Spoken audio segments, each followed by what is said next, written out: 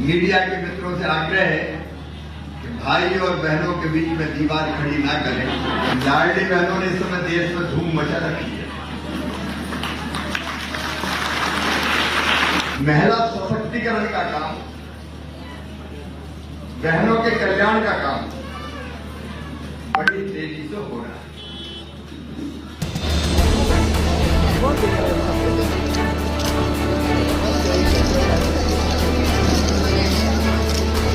मेरा तो जिंदगी का मिशन है अपनी बहनों की जिंदगी बदलना, दुख दर्द से दूर ले जाना, उनकी जिंदगी को सुखी और समृद्ध बनाना।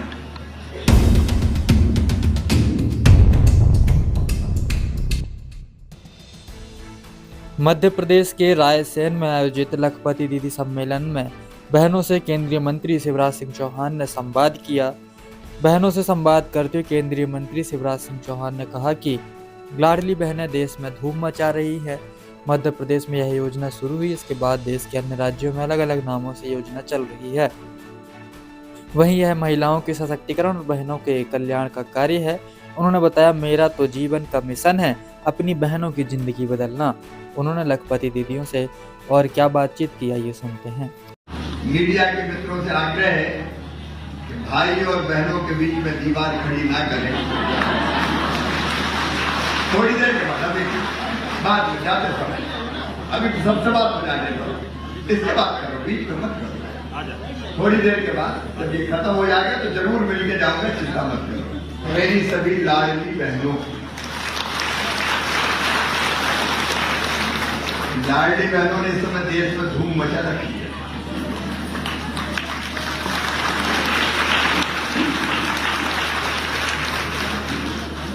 अब लाडली बहनें यही चली, बाकी बहनों ने उधर भी मजबूर कर दिया कि हमारे यहां भी चलाओ। तो बाकी जगह भी योजना बनी, कहीं लाडली बहना, कहीं बढ़िया सम्मान योजना। महिला सशक्तिकरण का काम, बहनों के कल्याण का काम बड़ी तेजी से हो रहा है। अपने प्रधानमंत्री श्रीमान नरेंद्र मोदी जी भी मां, बहन और बेटियों के कल्याण और सम्मान के लिए प्रतिबद्ध हैं। और मेरी प्रिय बहनों, मेरा तो जिंदगी का मिशन है अपनी बहनों की जिंदगी बदलना, दुख दर्द से दूर ले जाना, उनकी जिंदगी को सुखी और समृद्ध बनाना। अब भगवान की कृपा या संयोग देखिए कि प्रधानमंत्री हमारे श्रीमान नरेंद्र मोदी जी, भारत को भगवान का वरदान, उन्होंने ये लखपति दीदी का जो विभाग है वो भी मुझे ही दिया कि तुम संभालो। और इसलिए मैंने तय किया कि जब जा रहा हूं तो दीदियों से तो मिलूं, क्योंकि मैं राजस्थान आऊं और अपनी बहनों से ना मिलूं, दीदियों से ना मिलूं, तो फिर आने का मतलब ही क्या है। वैसे भी भाई के लिए सबसे पहले बहनें, अपनी बहनों को दोनों हाथ जोड़ के सिर झुका के प्रणाम करता। और आज भाषण का कार्यक्रम नहीं रखा हम लोगों ने सोचा संवाद करें जिससे हम आगे और कैसे बढ़े। देखिए, जिंदगी बदलती है जब हम सशक्त होते हैं, और सशक्त में पहली चीज है आर्थिक सशक्तिकरण, मतलब पास में पैसा होना चाहिए, आमदनी बढ़ना चाहिए। सही बात है कि नहीं? अरे सही है कि नहीं? अब मैंने कई बहनों से पूछा कि लाडली बहना के बाद तुम्हारी जिंदगी में क्या परिवर्तन आया, तो बहनों ने कहा, भैया घर में इज्जत बढ़ गई है, आजकल पूछपरछ हो रही है। एक बहन ने मुझे जो सच्ची सच्ची कही वो बता रहा हूं कि आजकल तो सासू मां भी बहुत तार करती, बहू कैसी हो, उन्होंने लगाने। और एक ने मुझे कहा कि आजकल तो उनके भी तेवर बदल गए, ये कहते हैं पप्पू की मम्मी अच्छी तो हो।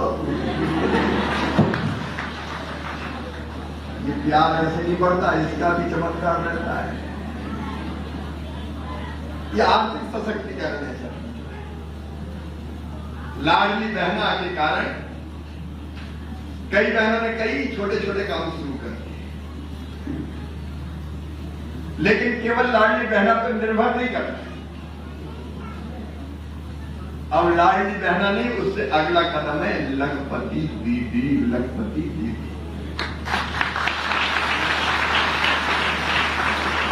और लखपति दीदी का मतलब है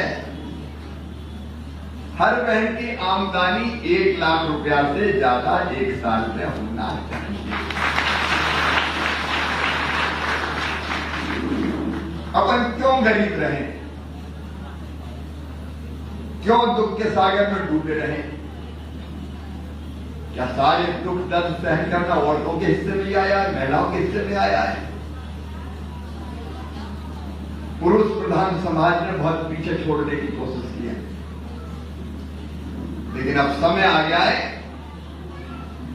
कि हम दुख से सुख की ओर बढ़ें, गरीबी से समृद्धि की ओर बढ़ें, अपनी आमदनी बढ़ाकर।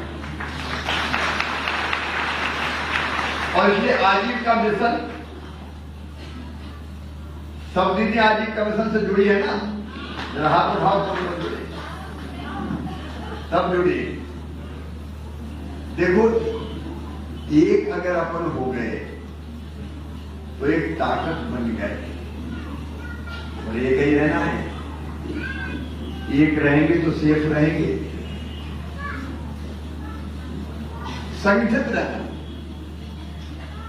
और संगठित रह के अपनी आमदनी बढ़ाना है। आज मैं कुछ दीदियों से बात करूंगा और उसके बाद आगे की चर्चा करूंगा। जो दीदियां यहां बैठी हैं, उनमें से लखपति दीदी कौन कौन है? हाथ उठाए। लखपति दीदी,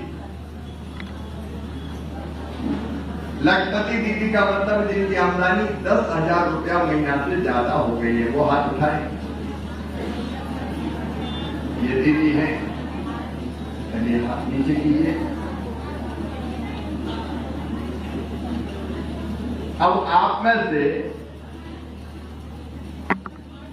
जो हमारी दीदियों की आमदनी साल भर में 1 लाख रुपया से ज्यादा है, उनसे मैं चर्चा करूंगा ताकि दूसरों के लिए वो उदाहरण बन जाए। लेकिन केवल हमको लखपति नहीं होना है, बाकी दीदियों को भी लखपति बनाना है। बनाना है कि नहीं? जोर से बोलो ना।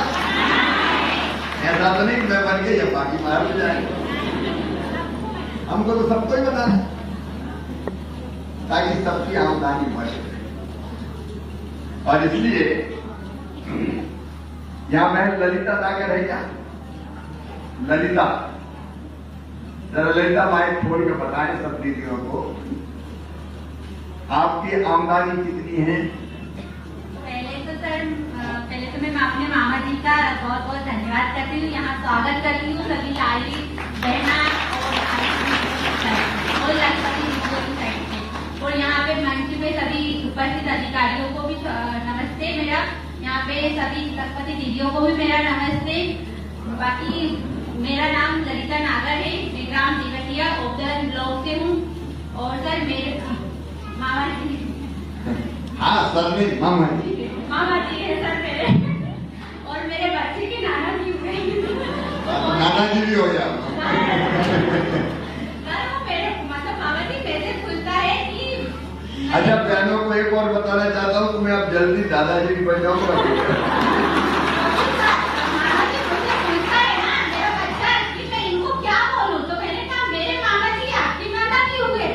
और मोदी जी को क्या बोलूं तो बोलते हैं उनके दादाजी बोलो, क्योंकि मेरा ठाकुर जी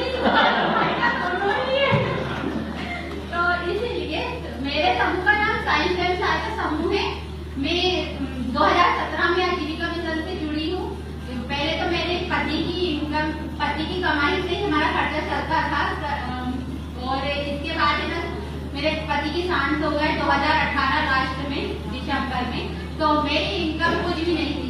मेरे आजीविका मिशन के अधिकारियों का बहुत बहुत धन्यवाद करती हूँ, जिन्होंने मुझे 3 गतिविधि तक पहुँचाया आज की कंडीशन में, ताकि मेरे कौन सी गतिविधि कर रही हैं? मेरे घर में जनरल सब बहनें जरा ध्यान से सुनना, क्योंकि ये अपनी मेहनत के बल पर लखपति बनी है। इससे अपन को भी प्रेरणा मिलेगी कि अपन काम करें। इस कार्यक्रम का उद्देश्य यही है। हाँ। पहले तो कमाने का कोई साधन नहीं था। आजीविका मिशन ने मुझे बताया है कि पहले छोटा सा बचत जो थी हमारे पास समूह में, उससे मैंने छोटा सा बिजनेस स्टार्ट किया था। कम से कम 15,000 की राशि से मैंने अपना बिजनेस स्टार्ट किया है। जनरल स्टोर खोली, छोटा छोटा थोड़ा थोड़ा सामान स्टार्ट किया था। जनरल स्टोर कहाँ? दीवरिया में है और मेरे ससुराल वाले घर में है। ससुराल वाले घर में दुकान चलाती हूँ। मायका भी गाँव में है, तो मुझे मायके से सपोर्ट होती है। तो मेरी जनरल स्टोर है। मैं बैंक सखी का भी काम करती हूँ। बीएसए का काम भी मुझे मिला है, वो भी करती हूँ। और कृषि का भी मुझे। बैंक सखी का काम भी आपका? जी, बैंक सखी का। बैंक सखी से कितनी आमदनी हो जाती है? 3,000 रुपए मेरी मंथली है। हाँ, उससे मेरा 12 महीने 36,000 रुपए वो हो जाते हैं। बीएसए का हम लोगों को साल में एक बार काम मिलता है, तो उससे हमें 18 से 19,000 रुपए वो पड़ जाते हैं। कृषि से हम खोट से दे देते हैं, क्योंकि मैं अकेली नहीं कर सकती हूँ। तो हमारे जेठ ही लेते हैं, तो वो 20,000 रुपए कम कहती है, तो 20,000 रुपए हमें सूखा देते हैं हमारे बच्चे के लिए और हमें। तो उससे इतनी इनकम हो गई है। जनरल स्टोर में 10 से 12,000 रुपए उसमें मिल जाते हैं। तो वैसे मेरे 1,55,000 रुपए तक है साल का। 1,00,000।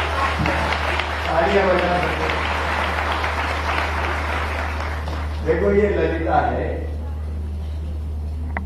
जिसने दुखों का पहाड़ टूटा। किसी बहन के लिए सबसे तकलीफदायक जिंदगी तब होती है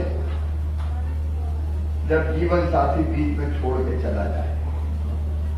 लेकिन इसके बाद भी ललिता ने हिम्मत नहीं हारी और आज 3 गतिविधियां करती है और उसकी आमदनी है 1,55,000 रुपया हर साल। ये लखपति जी का उदाहरण है। ललिता के लिए तालियां हो जाए। एक बार मेरी आजीविका मिशन के स्टाफ की ओर से भी तालियां बजाना चाहती हूँ। बजाइए। ठीक है दीदी। आरती दीदी है क्या? आरती वहां पीछे है।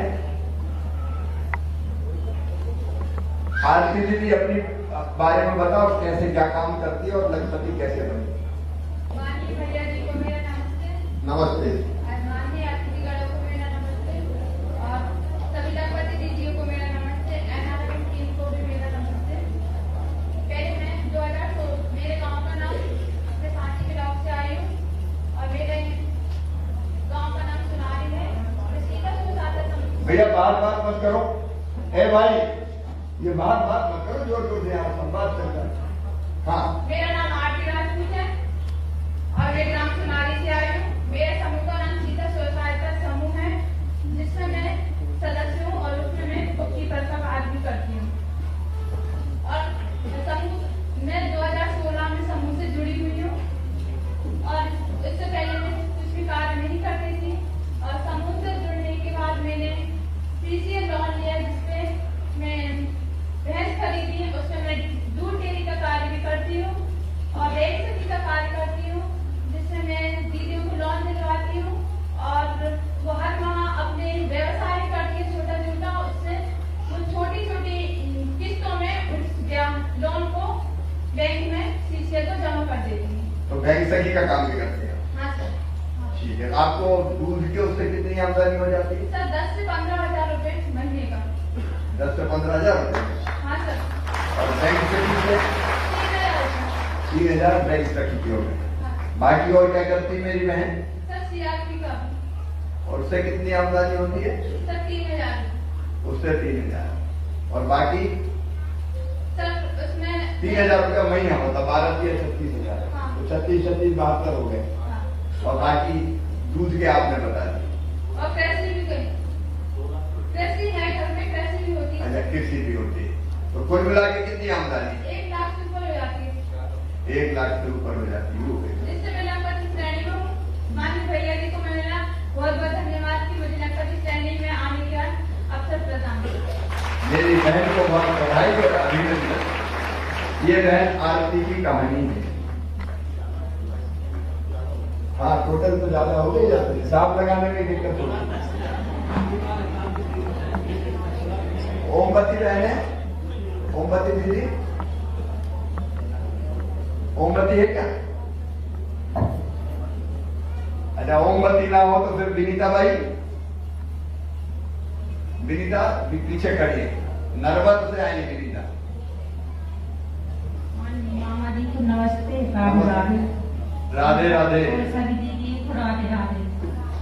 मैं ग्राम नंबर की रहने वाली हूँ, स्वसहायता समूह में जुड़ी हूँ और समूह की मैं अध्यक्ष हूँ।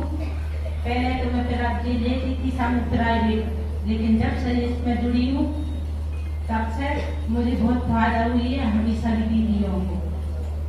क्या क्या करती हैं दीदी? हम खेती तो नहीं है हमारे पास, लेकिन हम इसी से पैसे लेकर खेती भी करने लगे और हम लखपति बहन बन गए। खेती भी करती, खेती का क्या की करती, क्या करती? इस साल हमने धान लगाई थी कौली लेके। कौली लेके जी। और हम पशुपालन भी करते हैं। पशुपालन में भैंस या गाय का पालन? भैंस भी है, गाय भी है। कितनी? 4 गाय है, 2 भैंस है। 4 और 2 6। हाँ। उनसे कितनी आमदनी हो जाती है? उनसे हमें 14,000 के लगभग अदाते हैं दूध के पैसे। हाँ। और खेती तो घर की थी नहीं, इसलिए हम उसी से लेके बच्चे भी काम करते हैं। तो हाँ। तो खेती से कितनी आमदनी हो जाती है? खेती से हो जाती है लगभग 40-50 हजार लागत के बाद अच्छा। बच जाते हैं। तो ये दोनों काम करते हैं? जी। बच्चे ज्यादा पढ़े नहीं है, हाँ। इसलिए वो भी खेती में करते हैं और मजदूरी भी करते हैं। हाँ। पति खेती संभालते हैं। अच्छा। कुल मिला के साल भर में लाख रुपया से ज्यादा हो 1 लाख जाते से ज्यादा होते हैं। कितने? 1 लाख वो 1 1.5 के लगभग हो जाते हैं और अच्छा। ज्यादा। ठीक है, बहन जी के लिए भी ताली बजाएं। अच्छा अपने मन से कोई एक विधि बताएं जो सुनाना चाहेगी अपनी सफलता की कहानी। चलो ये क्या नाम है आपका? नाम भी बताना। भैया जी के लिए नमस्ते, सभी अतिथिगण के लिए नमस्ते, सभी दीदियों के लिए नमस्ते। मेरा नाम शीला ऐतवार है, मैं ग्राम पीपल पानी विकासखंड गैरतगंज से हूँ और मैं सरस्वती स्वसहायता समूह से जुड़ी हूँ और मेरे ग्राम संगठन का नाम उजाला है। मैं अपनी कहानी बताना चाहती हूँ। मैं पहले अपने गांव में रहती थी, कुछ भी काम धंधा नहीं करती थी, जिससे मैं बहुत परेशानी उठाती थी। अपने बच्चों का पालन पोषण सही ढंग से नहीं कर पाती थी, जो मैं सोचती थी वो नहीं कर पाती थी। अब मैं 2014 से स्वसहायता समूह से जुड़ी हूँ, जिससे मैं CRP का काम करती हूँ और मैं बुक कीपर का काम भी करती हूँ और अपने घर में बुक कीपर? जी सर। इसमें क्या करते हैं? इसमें लिखा पढ़ी का काम करती हूँ। अच्छा, बुक कीपर मतलब लिखा पढ़ी। जी सर। और मैं अपने पति के साथ में छोटी सी खेती है उसमें भाग लेती हूँ और अपने घर में पशुपालन का काम भी करती हूँ। और पशु में गाय और भैंस दोनों है? जी सर, दोनों हैं। कितने? सर 3 भैंस हैं, 3 गाय हैं। 3 भैंस और 3 गाय। जी सर। और मैं आजीविका से जुड़ने के बाद में मैं सोशल ऑडिट का काम भी करती हूँ। सोशल ऑडिट का काम करते हैं? जी सर।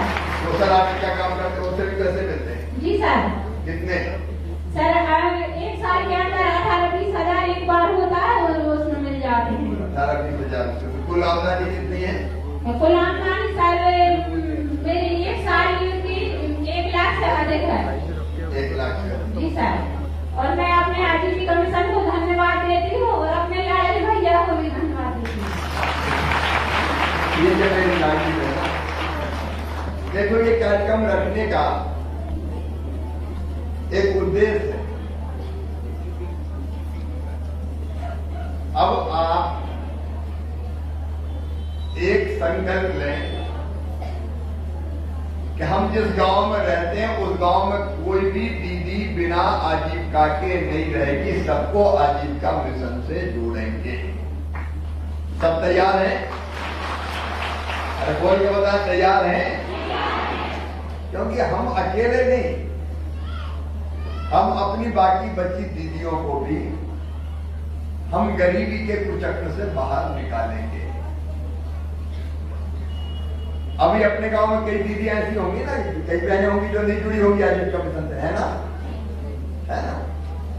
अपने सीओ जिला पंचायत है जो काम ये देखे, ये एक बार बहनों के साथ मिलते, क्योंकि इनकी सफलता देख के बाकी बहनें सोचेंगी कि हम भी क्यों गरीब हैं।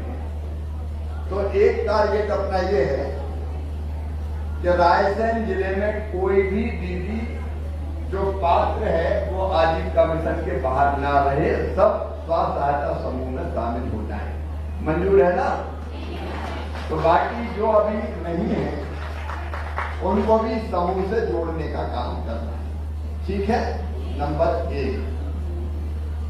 नंबर 2, जो समूह अभी आजीविका की गतिविधि नहीं कर रहे, बन तो गए लेकिन बन के काम नहीं कर रहे अभी,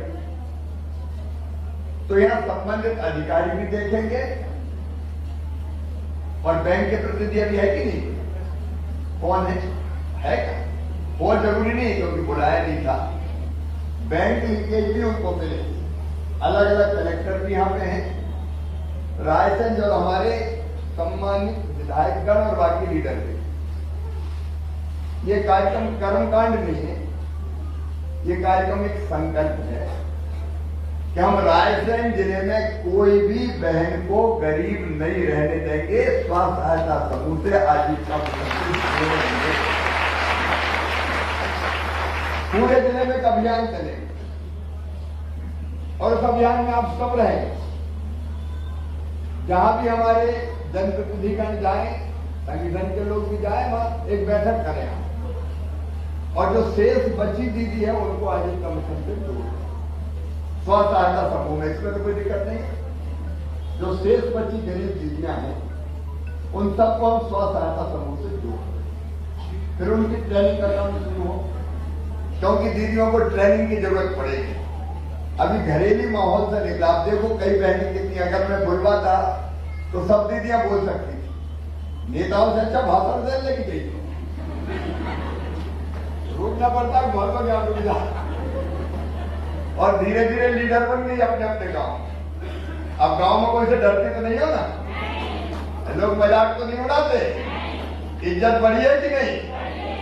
हम उनके जो समूह वाली दीदियां आ रही है और कई तो कहते हैं इनसे मत उलझना, बड़ी खतरनाक है।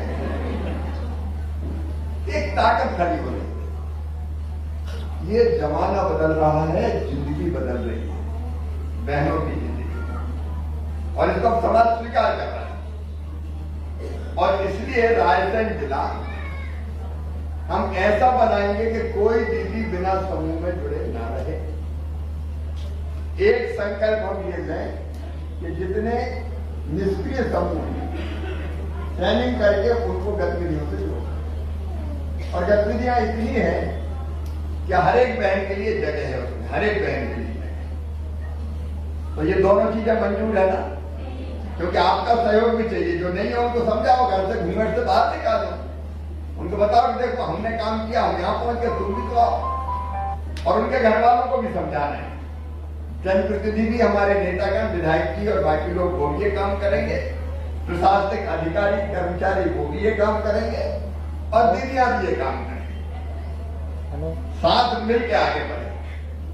लेकिन एक तीसरी चीज और मैं अधिकारी मित्रों को कहना चाहता हूं, कुछ गतिविधियां तो बखूबी कर रहे हैं, लेकिन हम इससे बाहर नहीं करना है।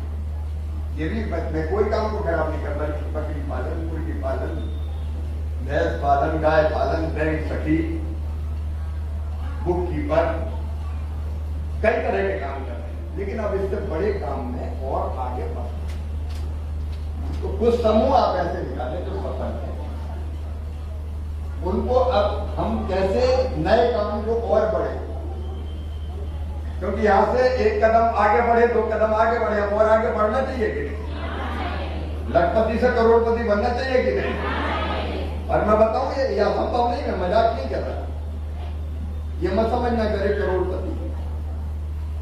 दीदियां समूह की करोड़पति भी बन सकती है, क्या संभव है ही नहीं? आदमी तो कर, मतलब इंसान ही तो करता है, करने वाले हमारे जैसे लोग चाहिए अंदर आत्मविश्वास करनी, मैं करूंगी। तो कुछ समूह ऐसे छाटे जाए जिनको हम प्रोसेसिंग के मामले में अलग अलग जोड़ने की कोशिश। अब्दुल्लागंज इलेक्शन में पेट्रोल पंप के लिए आवेदन किया है, हम क्यों पेट्रोल पंप नहीं चलाए? कुछ दीदियां ऐसी है, कई जगहों ने धान मिल खोल दी, धान मिल खोल दी और धान मिल में चावल बना के बेच रही बालाघाट में। कई दीदी ऐसी डिंडोरी में कोदो कुटकी के प्रोसेसिंग की फैक्ट्री लगा दी और जो कोदो कुटकी 5 रुपये किलो मिल रहे थे, हफ्ते से 50 रुपये किलो पैकेट बन रहे हैं, पैक करके वो बेच रहे। हम नए काम ढूंढे जिससे ये फैक्ट्रियां चलाएं, छोटे छोटे से शुरू करें। हाँ, अब्दुल्ला से कौन दीदी आई? लुल्का समूह क्या कर रही दीदी, बता दे रहा। सभी को नमस्ते, मेरा नाम आशा उइके है। मैं ग्राम लुल्का से ब्लॉक ओबुदिल्लागंज और जिला रायसेन से मैं श्रद्धा स्वयं सहायता समूह की सदस्य हूँ और ग्राम संगठन में सदस्य हूँ, नई दिशा संकुल स्तरीय संगठन की भी सदस्य हूँ। हम जो काम कर रहे हैं, जो आजीविका मिशन से पहले की 2016 से पहले की कहानी बताऊंगी थोड़ा सा गाँव के बारे में कि मेरा जो ग्राम लुल्का है वो पहले खेती जो करता था, लेकिन वहाँ की जो महिलाएं थी, किसान, युवा जो 3 थे वो पूरा स्टोन क्रेशर पे निर्भर थे। गांव में अगर जाते थे तो कोई भी नहीं मिलता था। युवा है वो भी स्टोन क्रेशर पे, महिला है वो भी स्टोन क्रेशर पे, जो किसान है वो भी स्टोन क्रेशर पे, जो बच्चे रहते थे वो घरों में रहते थे, स्कूल जा रहे हैं नहीं जा रहे हैं, ना शिक्षा पे ध्यान था, सिर्फ उनका रोजगार को देखे तो उनके पास सिर्फ एक ही रोजगार था, वो था स्टोन क्रेशर। खेती में ज्यादा रुचि नहीं थी कि उनको जो नई तकनीक से खेती करनी चाहिए वो आता ही नहीं था। और जब 2016 में आजीविका मिशन गांव में गया तो समूह के लिए महिलाओं को प्रेरित किया। तो कुछ सभी दीदियां नहीं जुड़ पाई थी, 1 या 2 समूह महिलाओं ने हिम्मत करके गठित किया कि समूह बनाने से हम लोग पहले क्या था, महिला एक दूसरे से सिर्फ रोटी बांधे खेत पे चले गए और खेत से आज बच्चा स्कूल गया नहीं गया किसी को नहीं पता। फिर सुबह पूरी दिनचर्या उनकी ऐसी ही जाती थी, तो ना बगल में पड़ोसी के घर में क्या हो रहा है वो भी नहीं पता था, आसपास क्या हो रहा है कुछ भी नहीं पता था। जब आजीविका मिशन ने 2016 में समूह बनाया तो मीटिंग करने के लिए कोई मिलता ही नहीं था, सारे उठे स्टोन क्रेशर पे चले गए। तो मिशन ने सोचा कि हम ऐसा क्या काम करें कि किसानों की रुचि बढ़े खेतों में, कि उनकी रुचि आए और जो महिलाएं हैं वो गांव में रहें, बच्चे हैं टाइम पे स्कूल जाए। तो मिशन ने धीरे धीरे उनके साथ मीटिंग करना शुरू किया और उनसे पूछे, उनको एक्सपोजर कराएं कि अगर आप लोग खेती करेंगे तो उससे आपको जो खेती से आप लोगों को जो लाभ होगा वो आपके घरों में, और आपको जो स्टोन क्रेशर पे जाते हैं उनको ये भी बताए कि उससे आपके नुकसान क्या है। जो डस्ट अंदर जाता है तो आपको स्टोन की प्रॉब्लम होती है, आप बीमार होते हैं, ये सारे उनको बैठ के जब आजीविका मिशन से जो मैडम लोग जाते थे उन्होंने समझाया कि आप लोग खेती को बढ़िए, आप लोग जो युवा हैं, जो सारा तैयारी बच्चे हैं, उनके लिए कुछ स्किल प्रोग्राम, रोजगार मेले लेके आए कि आप अपने बच्चों को स्टोन क्रेशर पे ना भेज के आप लोग वहाँ जाएं, जो उनकी रुचि के हिसाब से वो कुछ काम कर सके। युवाओं को वहाँ प्रेरित किया, बच्चे रहे कि उनको कुछ गांव में जो था लड़कियों का बहुत ज्यादा था शिक्षा को लेके कि हम लड़कियों को सिर्फ मतलब जो अपन ने किया वैसे तो मैंने कहा था दीदियां नंबर भाग इससे थोड़ा सा खेती पे आए। खेती पे जो जमीनें थी सिर्फ एक फसल लेते थे और खेतों को जो वर्षा आधारित फसल थी सिर्फ वो खेतों में खाली छोड़ देते थे, गेहूं चने की फसल लेते थे। तो यहाँ पे मिशन से जुड़ के हमने सीखा कि हम लोग और ऐसी कौन सी फसल लें, उनके सब्जी के लिए प्रेरित किया और हमने फिर पौधों पुष्टि का काम शुरू किया। 1 साल को शुरू किया जब हमें शुरू किया था ये 2020 में जी, इसमें सभी किसान नहीं जुड़ पाए थे। किसानों ने जब इसको शुरू किया तो बहुत उनको दिक्कतें आई, उन्हें छिड़काव विधि से इसका खेतों में डाला और फिर इसको कटने के बाद हमें थ्रेसिंग की बहुत दिक्कतें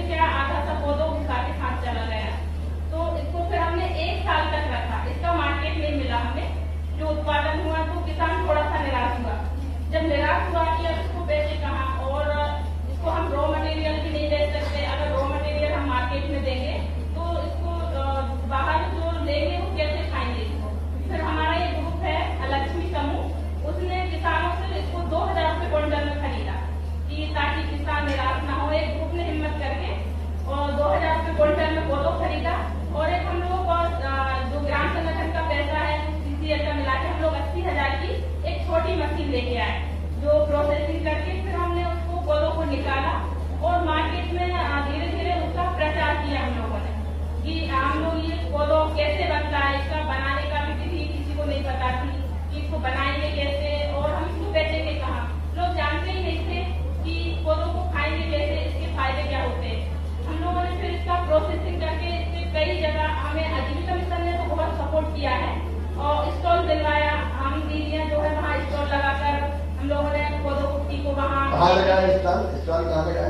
आजीविका मार्ट में, आजीविका मार्ट में लगाया। हम लोगों ने नवाड के माध्यम से डीबी मॉल में भी लगाया, हॉर्टिकल्चर वालों में भी हमें एक स्टॉल दिया था। तो इस तरीके से हम लोगों ने पौधों कुट्टी का शुरू किया। आप पौधों कुट्टी ये जो प्रोसेसिंग की मशीन लगाई, कितनी आमदनी होती है दीदियों को? दीदियों को इससे आमदनी हो जाती है। सभी दीदियों को इसमें मंथली, जैसे इसमें 12 दीदियाँ हैं तो उनको मंथली पड़ जाता है 3 से 4 हजार। वो कुछ प्रोसेसिंग करती हैं, कुछ पैकेजिंग करती हैं और स्टिकर चिपकाने का काम करती हैं। आशा ने बहुत ढंग से समझाया, मैंने टोक दिया नहीं तो और लंबा भी ये जो बना रही है आशा दीदी का समूह, ये पौधों ये करके इसका हम लोग पोहे भी बना रहे हैं। पलाव होटल में भी सप्लाई करते हैं। ताज होटल में अब मुर्गा का कोदा ताज में बिक रहा है। हम लोगों ने कुछ प्रोसेसिंग भी किए हैं, इसके लड्डू बनाने की हम लोग देते हैं, इसका बिस्किट बना देते हैं और इसके पोहे भी बनवाए हैं।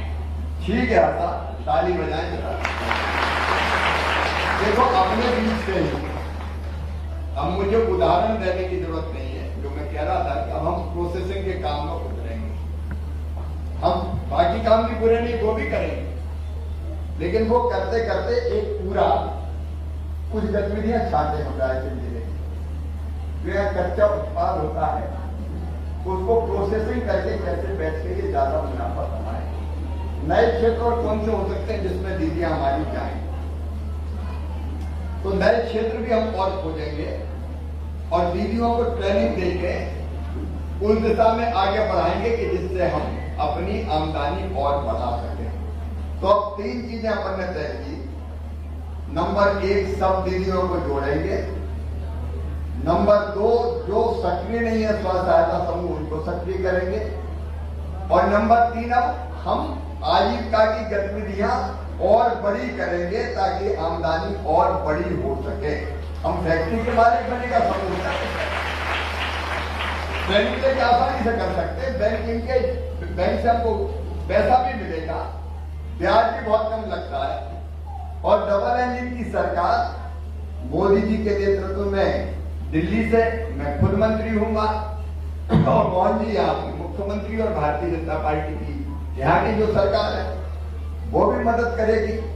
और भैया तो बहनों के लिए है ही, इसलिए मिशन के रूप में लेंगे और हम सब ये संकल्प है कि रायसेन जिले को आदर्श बना देंगे ताकि बहनों की आमदनी बढ़ते बढ़ते हम गरीबी से पूरी तरह मुक्त कर सकें।